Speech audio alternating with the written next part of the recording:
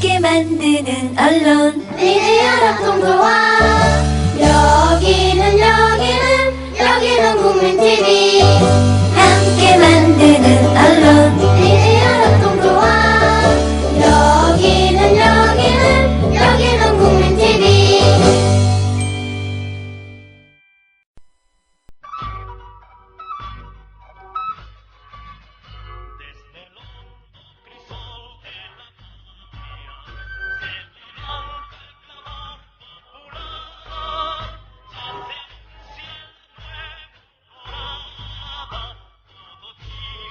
서정민갑의 임을 위한 행진곡.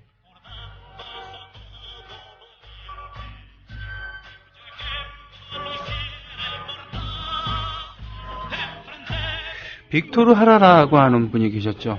칠레, 1960년대 칠레의 민요 운동을 이끌었었던 누에바 깐시온의 기수 중에 하나였던, 누에바 깐시온은 뉴송이라고 영어로 하면 그렇게 될 텐데 노래 운동입니다. 그 노래 운동의 근원은 칠레 전역을 돌아다니면서 민요를 수집하고 민요를 새롭게 창작하기도 했었던 그런 운동이었죠. 그것은 바로 민주정부 수립을 위한 투쟁과도 연결이 돼서 살바도르 아옌데 시인이죠. 아옌데 정권이 탄생을 시키는데도 힘을 주었고요. 시인 파블로 네루다가 외무장관이 되는데도 기여를 했습니다. 예. 민중의 노래라는 것이죠. 포크라는 것은, 민요라는 것은. 그래서 1950년대, 60년대 미국의 그런 노래 운동을 모던 포크 운동이라고 하기도 합니다. 우디 거스리, 피트 시거, 그리고 밥 딜런, 조안 바에즈 같은 그런 쟁쟁한 이름들과 함께 나오는 그런 얘기들이죠. 자, 지난주에 이어서 한국의 그 민요 운동을 이끌었었던 민요연구회 1980년대 이야기를 하는 날입니다. 서정민갑 선생님 오셨습니다. 안녕하십니까? 안녕하십니까? 네. 민요연구회 지난주에 1집을 우리가 함께 감상을 했었죠? 네. 예. 자, 얘기 계속 나누겠습니다. 예, 오늘은 3집을 들어볼 예정인데요. 3집이요? 네. 민요연구회는 매달 한 번씩 민요의 날이라는 행사를 개최를 했습니다. 민요의 날. 네. 그러니까 민요연구회 회원들과 민요에 관심 있는 분들이 모여서 네. 자체적으로 구전 민요를 작은 공간에서 공연하면서 듣고 이야기를 나누는 그런 시간이었는데요. 네. 처음에는 옛날에 불려졌던 민요를 다시 복원해서 듣기만 하다가 네. 시간이 흐르면서는 창작 민요들을 그 모임을 통해서 발표를 하기 시작을 했어요. 예, 보통은 그렇게 하더라고요. 칠레에서도 그랬고, 미국에서도 그랬고 말이죠. 그렇죠. 네. 사실 우리도 따지고 보면 한국의 대중음악도 외국의 노래를 번안해서 부르다가 네. 그 이후에 이제 창작곡이 나오기 시작했으니까 네, 네. 거의 비슷한 전개 과정을 가지고 있다고도 할 수 있죠. 네네. 근데 어쨌든 이렇게 민요의 날을 행사를 계속 하다 보니까 이제 창작곡이 계속 쌓이게 되고 창작곡이 쌓이니까 그럼 이걸 음반으로 한번 내볼까? 네. 이런 얘기를 이제 자연스럽게 하게 된 거죠. 예. 그래서 3집이 나오게 됩니다. 그렇군요. 네. 예, 이 집은, 혹시 이 집은 없는 겁니까? 아니면 있습니까? 이게 좀 정확하지가 않은데, 예, 이게 압수당했다는 얘기도 있고요. 네. 그래서 제가 일단 있는 자료로 3집을 먼저 가지고 왔습니다. 자료 갖고 있는 것은 이제 3집을 갖고 계시다는 그런 얘기군요. 네네. 이 집은. 그리고 다음 예. 주에 4집을 한 번 더 소개하려고 하고요. 그렇군요. 네. 1집은 1984년에 나왔었다 그랬나요? 몇 년도였나요? 하여튼 그랬는데 3집 이 앨범에 대해서 그때는 앨범이라고 그러지 않고 테이프라고 보통 많이 했을 텐데, 그렇죠? 음반이라고도 안 했죠. 그렇죠. 그냥 테이프이라 그랬었는데 3집에 대해서 얘기를 좀 해주시죠. 민요연구회 3집 역시 1984년에 나왔는데요. 네. 당연히 민요연구회가 만들었고요. 네. 녹음도 1집과 마찬가지로 아현동 연습실에서 연습실에서. 예, 지하의 연습실 겸 사무실에서 녹음을 했습니다. 네. 근데 이 음반은 제가 모두에서 말씀드렸던 것처럼 널리 불려졌던 노래들보다는 네. 기존에 이제 창작곡들이 이제 많이 있는데 네. 재밌는 곡들도 좀 있고요. 그리고 히트하는 곡들도 몇 곡이 있습니다. 그렇습니까? 네. 들어보시면 이 노래 내가 옛날에 많이 불렀지, 옛날에 참 좋아했지 이러실 만한 곡들이 몇 곡 있는데요. 그래요? 네. 그런 곡 먼저 한번 들어볼까요? 그럴까요? 네. 엉겅퀴아라는 곡. 엉겅퀴아. 이 곡은 어떻게 누가 만들었나요? 민영이라는 시인이 있으시죠? 민영 시인 계시죠? 네. 민영 시인은 당시 이제 민요연구에 활동하셨던 그 시인들 중에 한 분이셨어요. 네, 예. 짧은 서정시 그리고 현실의 문제라든지 사람 살아가는 얘기들이 많이 담겨 있는 그런 참 좋은 시를 많이 쓰셨던 분인데 네. 뭐 신경림 선생님이나 이런 분들과 함께 민요연구에 참여한 시인 그룹들 중에 한 분이셨죠. 네. 이분의 시에 이정란이라고 하는 분이 곡을 붙이셨습니다. 네. 그리고 노래는 민요연구의 핵심 멤버였던 김혜영 씨가 불렀는데 네, 나중에 노동자 노래단에 참여를 했었던 김혜영. 네. 그래서 이 민요연구 회보에도 이 노래 가사가 실려 있는데 네네. 사실 민영 선생님 같은 경우는 민요연구에 참여하기 이전부터 네. 이분의 시에 어떤 민요의 리듬이 많이 담겨 있었던 분이었죠. 그렇군요. 네, 민요의 리듬뿐만 아니라 민요의 정서도 많이 담겨 있던 분이었는데 네. 이 노래 만드신 이정란 선생님이 좀 독특한 분이에요. 아, 그래요? 네, 이분은 원래는 서양 음악을 전공한 분입니다. 오. 그랬는데 남편이 풍물반을 했대요. 예. 그러다 보니까 이제 이분도 관심을 갖게 되고 예. 그러면서 이렇게 민요적인 곡들을 쓰게 됐는데 네. 이 노래가 사실 굉장히 히트를 했죠. 대학가에서. 그래요? 네. 엉겅퀴야? 네. 알겠습니다. 그러면 이걸 한번 듣고 오겠습니다. 네.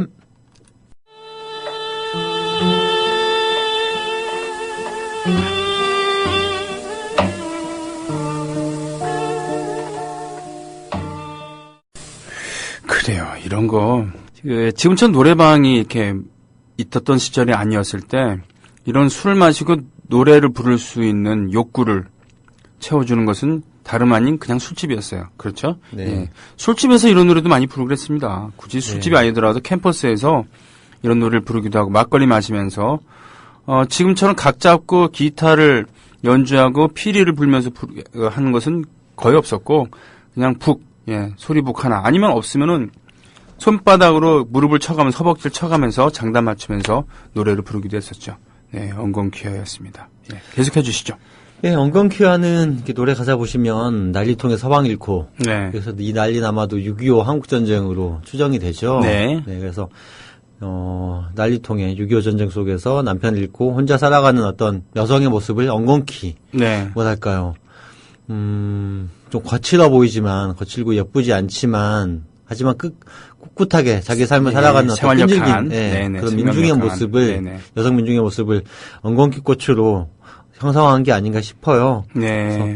이렇게 좀 그 센치멘탈해지는 곡, 약간 구슬픈 곡을 한국 사람들이 좋아해서 그런지 모르겠지만 네. 이 노래가 이후에도 굉장히 많이 불려졌고 심지어 제가 대학을 다닐 때도 이 노래를 네. 풍물패라든지 이런데 했던 친구들은 많이 불렀어요. 네. 꽤 사랑받았던 곡이었죠. 네. 네. 물레야 이거랑 비슷한 것 같기도 하고 하여튼 뭐라 그러나 전통적으로 내려오는 우리의 선율이랄까요? 이런 네네. 느낌이 좀 있었던 그런 곡이었습니다. 보니까 피리를 김상철 씨가 부르네요. 네, 그랬죠. 네, 지금 KBS 국악관현악단에 계시는 상당히 지금 시니어죠, 이제는. 네. 네. 네, 알겠습니다. 자, 다음 곡 소개해 주시죠. 말 나온 김에 김상철 씨가 쓴 곡을 한 두 곡 들어볼까요? 네네네. 네. 일과놀이라는 곡하고 일과놀이. 예, 네. 미운 누렁이라는 곡인데요. 네. 일과놀이라는 곡은 김상철 씨가 직접 작사 작곡을 한 민요풍의 동요예요. 아, 그래요? 네. 이때는 그 김석천이라는 이름으로 활동을 했었죠. 네, 이게 예명인가 보죠? 그쵸? 네네. 예, 아니면 이게 본명일 수도 있겠고. 네. 그래서 이 노래는 이제 김상철 씨가 만들었고, 네. 김경란 씨와 김혜영 씨가 같이 불렀는데, 네. 일과놀이가 하나이다. 네, 네. 일과놀이를 하나로 이렇게 살자라는 그런, 뭐라 그럴까요? 일과놀이의 통일을 주장하는 네. 굉장히 진보적인 관점의 그 가사가 다 빛나는 그런 동요이고요. 아, 네. 그리고 미운 누렁이라는 곡은 김상철 씨가 만들었는데 네. 만들기만 한 게 아니라 노래도 직접 불렀습니다.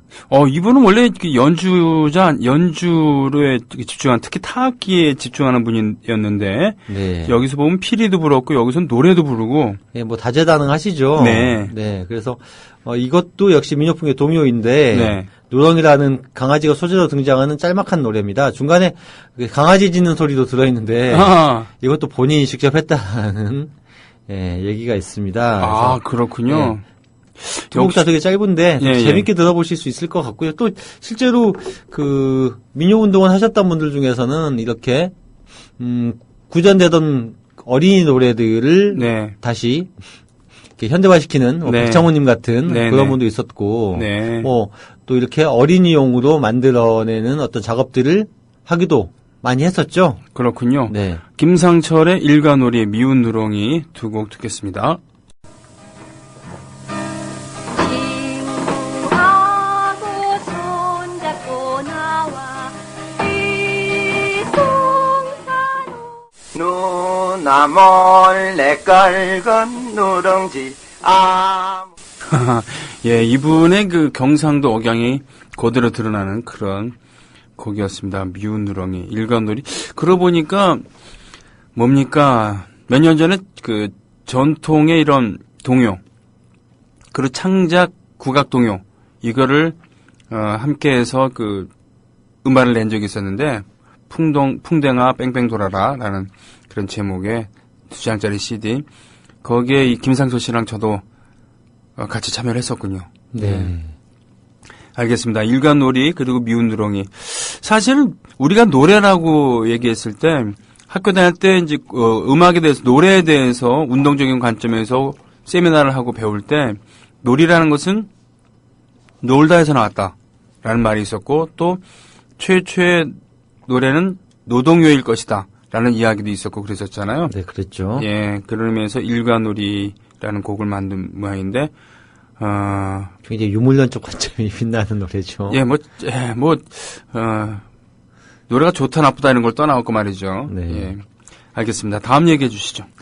다음 곡은 모를 심자라는 곡을 한번 들어보려고 해요. 모를 심자. 네, 모를 심자. 이 노래는 원래는 배치기 소리란 서도 민요입니다. 배치기 소리? 네. 이 뭐죠? 배치기 소리는 고기를 잡으러 가기 전에 아. 풍어를 기원하면서 부르는 소리이자 혹은 고기를 다 잡은 후에 만선이 되어서 돌아오면서 네. 아니면 도착해서 흥겹게 부르는 그 서도의 노래입니다. 어부들의 노래군요. 그러니까. 그렇죠. 기능에 따른 명칭으로는 만선, 풍장 소리, 혹은 배치기 소리 이렇게 많이 부른다고 해요. 네. 네, 그래서 뭐 서해안 지역에서 이제 주로 조기를 많이 잡았잖아요. 네, 조기. 그래서 조기를 잡아가지고 이렇게 만선이 돼서 풍어라 그러나? 네. 하여튼 그렇게 되어서 돌아왔을 때 이제 많이 불렀기 때문에 서해안 일도에 널리 퍼져 있고요. 노래말도 실제로는 그 조기잡이에 관련된 사설이 많은데 네. 여기서는 이 노래 가사를 바꿨어요. 어떻게 해요? 네, 이 노래를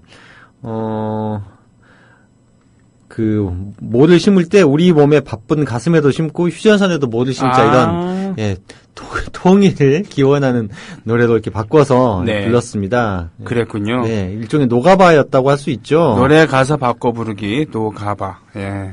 네, 국거리 장단. 예, 국거리 장단. 곡이고요. 예. 네. 국거리 장단은 들으시면은 이거구나라고 모두들 아실 만한 친숙한 우리 장단입니다. 그렇죠. 음악 시간에 예.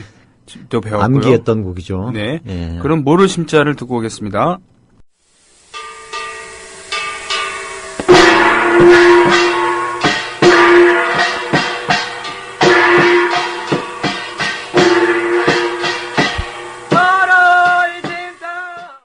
자, 모를 심자 서도소리, 낭낭한 서도소리를 제대로 하는 것 같은 그런 느낌의 예, 조성현, 앞소리 조성현, 뒷소리 조성현, 김상철 이렇게 돼 있네요. 네, 그렇죠. 반주가 풍물 반주여서 네. 대단히 요란하고 거기 사무실에서 이걸 연주하면 네. 굉장히 시끄럽고 네. 또 뭐 민원 전화가 들어올 수도 있는 상황이었을 것 같은데 네. 꿋꿋하게 녹음을 했네요. 그러게요. 네. 그러니까 이제 이거를 더빙을 했다는 얘기네. 그렇죠? 그러니까 앞소리 조성현, 뒷소리 조성현, 김상철 이렇게 돼 있는데 앞소리를 하고서 뒷소리를 다시 할 수도 있겠군요. 네. 네, 그렇게 예, 모를 심자였습니다. 사실 이 음반에는 28분짜리 곡도 하나 있어요. 그래요? 네. 제목이 갑자기 생각이 안 나는데 28분짜리나 되는 곡이 첫 번째 있었다고요? 곡이 28분짜리 곡입니다. 그래서 그걸 틀 수가 없잖아요. 아이고 왜요? 틀면 되죠. 음악이 좋기만 하면 길이는 상관없습니다. 예, 물론 그렇긴 합니다만. 예, 네. 방송에도 쉽고 날로 먹잖아요. 예. 그 28분짜리 곡 같은 경우는 네. 하종호 시인이 또 시를 썼어요. 아, 예. 네, 하종호 시인이라는 그 민중 시인이 있었죠. 예, 이분은 그 농촌의 정서 네. 이런 것도 많이 시 세계에 담았었죠. 예, 벼는 벼끼리 피는 피끼리라는 네, 시가 그렇습니다. 되게 유명한데, 네. 예, 그만큼 이 당시에 이제 민요연구에 시인분들이 많았다는 얘기이기도 한데요. 네. 그 곡 같은 경우는 이 풍물반주를 녹음을 해서 썼더라고요, 따로. 아, 워낙 길어서 그랬는지. 그러게요. 네, 이 곡은 이제 그렇게 안 한 것 같은데. 네. 어쨌든 이 노래에서 이제 조성현이라는 분이 앞소리 뒷소리를 다 하셨는데 네. 이분은 민요연구회에서 핵심적으로 활동했던 분인데 네. 2000년대 초반에는 영화판에서 좀 계셨던 것 같아요. 아, 예. 그러다가 다시 그 민요 쪽으로 돌아오셔서 제가 인터넷을 검색을 해봤더니 네. 2000년 10년대 이쯤에는 또 민요 공연을 하시는데 이름을 올리셨더라고요. 근데 그래요. 제가 뵌 적이 없어서 네. 정확하게 지금 어떤 일을 하고 계시는지는 잘 모르겠는데 네. 굉장히 다재다능하신 분 같아요. 그렇군요. 네, 상당히 낭낭한 소리, 그 바이브레이션인가요? 그것도 특이한 그런 분이었습니다. 자, 다음 곡을 소개시켜 주시죠. 예, 다음 곡은 수장들이라는 곡인데 수장들이. 네. 예, 이건 뭔가요? 물 숫자에 잠길 장자입니다. 네. 그래서 그 물에 잠긴 마을이라는 얘기죠. 그 수몰지구라는 얘기네요. 그 그렇죠. 한자로 나중에 우리끼리 그 무슨 공식 문서에 나올 때 네네. 댐 같은 거 짓고 그러면은 이렇게 물에 잠기는 마을들이 생기고 그러는데 그 얘기 그런 네, 의미인가요? 그런 얘기죠. 아. 실제 뭐 충청도라든지 전라북도라든지 경상북도에 그런 마을들이 있었죠, 실제로. 네, 그렇습니다. 네. 지금 사실은 뭡니까 제가 알기로는 도산서원 같은 경우 도산서원 아니었나? 하여튼 댐을 피해서 안동댐 건설할 때 댐을 피해서 오래된 가옥들을 여기저기로 옮기기도 하고 네. 그렇다는 얘기 들었습니다. 네, 실제 그런 사례도 꽤 많았었죠. 네. 네. 그런데 어쨌든 그런 마을에 대한 시를 박선욱이라는 시인이 쓰셨어요. 박선욱 시인. 예. 예. 박선욱 시인은 이제 전라도 나주 출생인데 네. 실천문학의 시를 발표하면서 작품 활동을 시작하셨던 분이고 예. 뭐 시집뿐만 아니라 여러 가지 뭐 윤희상, 황병기, 뭐 김대중 대통령 네. 뭐 이런 분들에 대한 그 어린이용 전기도 네. 많이 쓰신 이제 글쟁이이신데 이때 이제 민요연구에서 활동했던 시인 그룹 중에 또 막내였던 것 같아요. 이때는 그랬군요. 20대 후반, 30대 초반이었다고 하시던데요. 네. 젊은 시인이었는데 이분의 시에 고승하 선생님이 곡을 붙였습니다. 고승하. 지금 민예총회 사단법인 민족예술인 총연합의 이사장이시기도 하시죠. 아, 그러신가요? 네. 그리고 아들이 고경천이라고 하는 네. 네. 아들 고경천 씨는 YB에서 건반을 연주하고 네, 있는 건반 연주하고 있는 또는 아주 강산의 밴드에서 건반을 연주하기도 했었고 네, 그렇죠. 한때 홍대 앞 인디씬에는 단골로 건반 세션을 하기도 했었던 그렇죠. 아주 그 재주가 많은 친구죠. 예, 얼굴도 아주 동안에 귀엽게 생긴. 네. 예. 하여튼 그 분의 부친이신 네, 고정아님인데 고정아님은 어린이 노래 운동을 꽤 오랫동안 하시고 계시죠. 네. 그래서 아름나라라고 하는 어린이 협상단을 조직해서 그 좋은 시, 좋은 글 네. 여기에 곡을 붙여가지고 정말 전국을 돌아다니면서 공연을 하고 있죠. 그리고 같은 또래 할아버지들 모여갖고는 철부지라는 이름으로 네. 동요 부르는 할아버지 모임도 하고 그러시는 네, 분이었습니다. 그러신 분이죠. 네. 이 고승하 선생님은 당시에 민요연구회 활동을 하지는 않으셨어요. 네. 근데 어쨌든 이 곡을 좀 붙여달라고 부탁을 받고 네. 이 시에 곡을 붙인 것 같고요. 네. 그렇게 해서 이 곡을 이제 만들었고 노래를 김혜영 씨가 불렀습니다. 알겠습니다. 그러면 지금 소개할 노래들이 짧긴 하지만 많이 있으니까 이 노래를 하나 더 붙이죠. 뭘 할까요? 그러면 비아비아라는 곡을 같이 들어볼까요? 알겠습니다. 수장들이 비아비아를 듣고 일단 오죠. 네.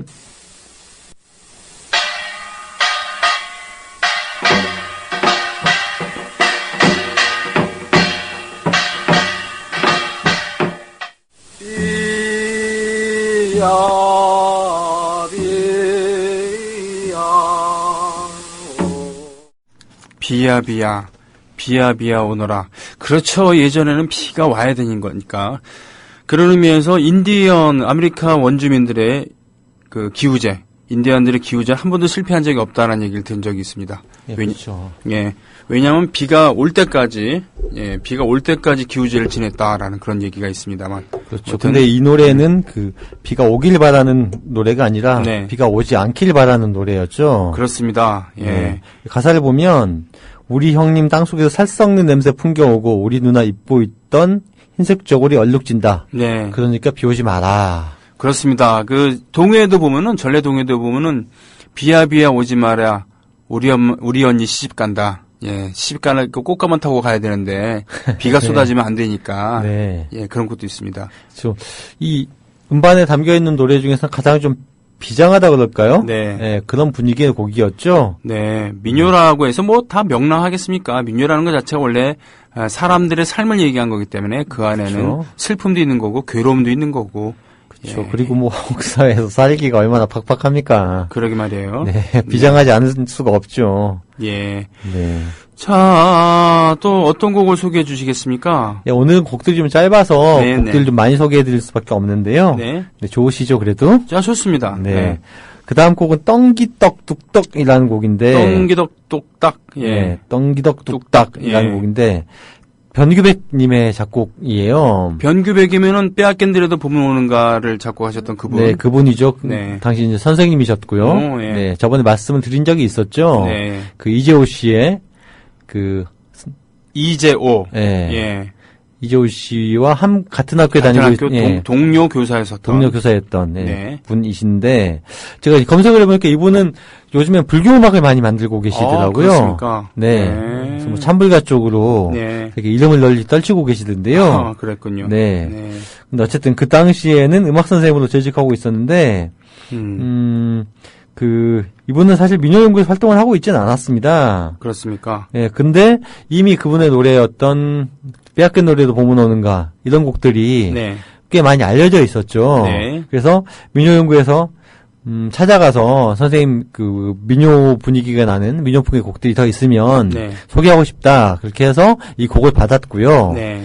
매달 한 번씩 했다고 했던 그 민요의 날에서도 네. 변규백 특집을 한 적도 있었다고 해요. 네, 그만큼 중요한 분이었군요. 그렇죠. 네. 좋은 작업을 많이 하고 있던 분이었고 또 실제로 당시에는 이 민요풍의 곡을 쓰는 분들이 또 많지 않기도 했죠. 네. 그렇기 때문에 더 이분의 작업이 소중할 수밖에 없지 않았나라는 네. 생각이 좀 드는데요. 예. 그래서 이 노래를 이 음반에 담겨 있는데 이 노래는 같이 불렀습니다. member들이 네. 김상철, 조성현, 김경란, 김혜영 이분들이 함께 불렀고 장구로만 반주를 했습니다. 그렇군요. 네. 떵기덕 똑딱. 예, 듣고 오겠습니다.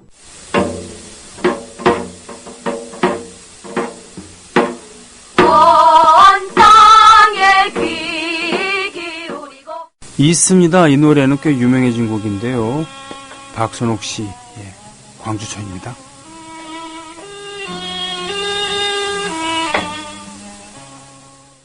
오늘 처음으로 소개했었던 엉겅퀴야 이 곡을 작곡하게 됐었던 이정란 씨가 작곡을 했네요. 광주천, 예, 박선옥. 예? 히트곡을 두 곡이나 그러게요. 만든 분이죠. 곡이 좋습니다. 저희 광주천은 제가 알기로는 정태춘 씨가 대중가수가 아닌 민중가수의 면모를 보이는 첫 무대, 그것이 바로 1988년도 고려대학교에서 있었던 반전 반핵 평화 집회였거든요. 여기 나와서 이 노래를 부르셨어요. 아. 저는 그때 그 현장에 있었거든요. 정태춘 씨가 나중에 회상하기를 그것이 자신이 공개적인 그런 집회 장소에 나와서 노래를 부른 최초의 무대였다 이렇게 말씀하시더라고요. 예. 네. 예, 광주천은 그렇죠. 그때 서정민갑 씨와 12년 전인가 함께 작업했었던 광주 공식음반 5.18 네. 공식음반에 또 수록을 했었습니다. 이때 편곡은 김상철 씨가 했었죠. 그렇죠? 네, 그랬죠. 네, 여기 원곡 지금 들으셨던 광주천에서 피리를 부르셨던 그 김상철 씨, 예, 편곡을 해서 했었습니다. 네, 매달 그 민요의 날 행사를 할 때 네. 이때는 5월에 이 곡을 발표를 했어요. 네, 그래서 예. 5월이니까 이제 5.18에 대한 의미를 담아서 네, 민요의 날을 진행해 보자라고 하고 흥사단에서 그 모임을 진행하려고 했었대요. 흥사단 대학로에 있는 흥사단 네네. 건물. 그래서 조금 더 이제 공개적인 곳에서 네. 5.18을 기념하려고 했는데 네. 또 그 소식을 알아챈 네, 예, 관계당국이. 경찰에서 오셔서 네. 하지 마라 라고 해서 네. 참 그 서글픔과 분노를 씹으면서 다시 아현동으로 돌아와서 예. 되게 조그맣게 그 모임을 할 수밖에 없었다고 하더라고요. 그때는 뭐 카톡도 없었고 휴대전화도 없었을 텐데 어떻게 또 이렇게 장소를 급하게 변해서도 할 수 있었는지 참 궁금하기도 하네요. 네, 그때 어쨌든 그 민요의 날 행사를 하면 한 200~300명이 늘 왔었대요. 와. 네, 그 광고도 많이 하지도 않았는데도 불구하고 네. 민요에 대한 관심이 꽤 뜨거웠다는 거죠. 네, 그렇군요. 민요에 대한 관심이라고도 할 수도 있고 정말 삶의 노래, 네. 진실의 노래에 대한 어떤 갈망이 뜨거웠던 게 아닌가라는 생각이 드는데요. 그렇군요. 네, 5월 집회 때 이후에도 굉장히 많이 불렀다고 해요. 네. 네. 그랬군요. 알겠습니다. 그렇게 해서 광주천까지 들어섰습니다. 예. 자, 다음은 어떤 곡을 들려주실래요? 다음은 떠다니냐라는 곡인데요. 떠다니냐? 네. 박노해 씨의 아하. 최창남 목사님이 곡을 붙였습니다. 그렇군요. 당시에는 최창남이라는 이름을 쓰지 않았을 텐데요. 네, 김용수라는 이름을 네. 썼고 이분의 히트곡이 좀 있죠. 노동의 새벽 그리고 모두들 여기 모였구나. 아하. 네, 그리고 전월부 두 손에 떡 들고. 네, 이런 곡들이 이제 이분의 히트작인데, 네. 이 노래 역시 최창남 목사님의, 네. 김용수라는 이름으로 발표된 최창남 목사님의 곡이죠. 그 당시에는 목사가 아니었죠, 근데.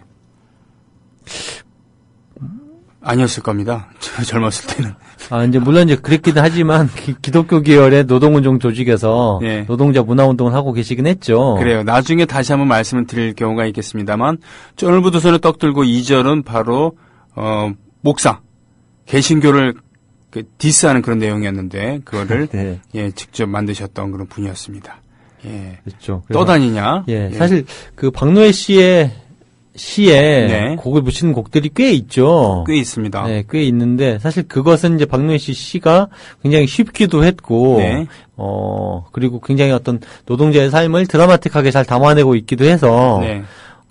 그래서 당시 이런 시들이 또 많지 않았기 때문에 여기에 이 시에 곡을 많이 붙였죠. 그리고 실제로 또 민요 연구에 시인들이 많기도 했기 때문에. 네. 실제 민요 연구에서 창작된 민요들 가운데는 시인의 시에 곡을 붙인 곡들이 굉장히 많죠. 그랬군요. 네, 그 중에 하나라고 할 수 있습니다. 자, 박노해 시, 최창남 곡, 김용수 곡이죠. 네. 떠다니냐 듣고 오겠습니다.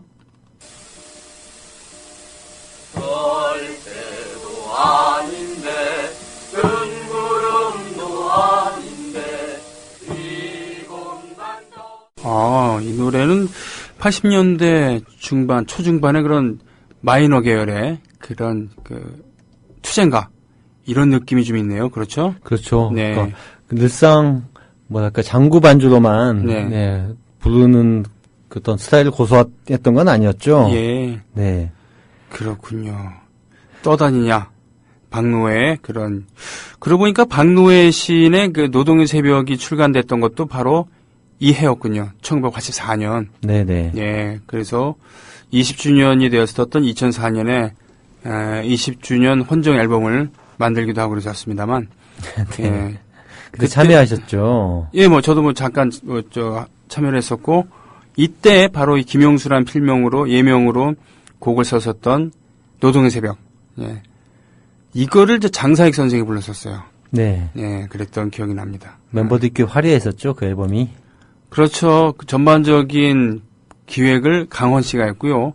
음악적인 부분은 고 신해철 씨가 이렇게 얘기하니까 참 가슴이 아리네요. 고 신해철 씨가 음악을 전체적인 디렉팅을 했던 그런 앨범이었습니다. 예. 자, 떠다니냐였습니다. 자, 슬슬 좀 정리를 해주시죠. 예. 그럴까요? 네. 그러면 마지막 곡 한 곡만.